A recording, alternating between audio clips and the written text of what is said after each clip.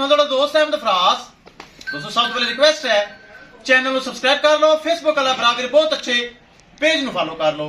माशाल्लाह चेक करो 14 साली फ्रीजियन बहुत अच्छी गाय। दूसरी माशाल्लाह जर्सी 14 साली लगाई थी। ए माशाल्लाह मेरा मोहतरम मेरा बड़ा भाई साडा अंकल नवाज भाई कमालिए तो 4,30,000 रुपए डिमांड सी। थोड़ा बहुत प्यार मुहब्बत करके नवाज भाई कमालिए तो नमाज ने परचेस कर ले।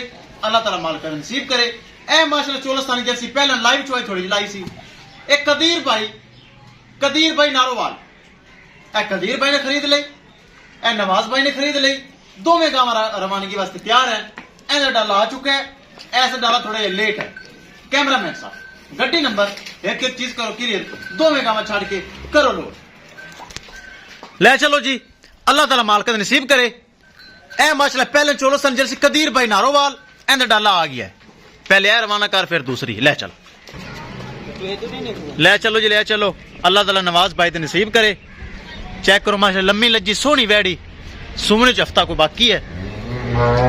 ए चेक करो ए नवाज भाई ने खरीद ली है माशाल्लाह। ए चेक करो माशाल्लाह। ले चलो जी ले चलो, दूसरी गांव वास्ते डाला आ रही है, तैयार है।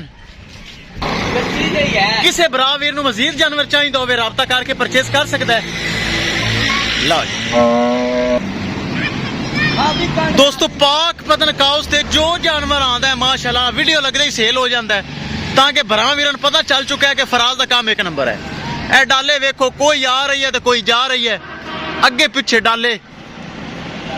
ए चेक करो माशाल्लाह एतमाद भरोसे वाला काम है। ए चेक करो हाली दूसरी गांव भी लोड करनी है। एक माशाल्लाह नारोवाल जाएगी, एक कमालिया जाएगी। दोवें गांव तैयार हैं, एक नारोवाल एक कमालिया। करो यार एक लोड करो, ला दे बैक कर दे। पराली परूली पा लेनी यार, चढ़ा दे मां पिछ सरिया ला इनू चढ़ जासी।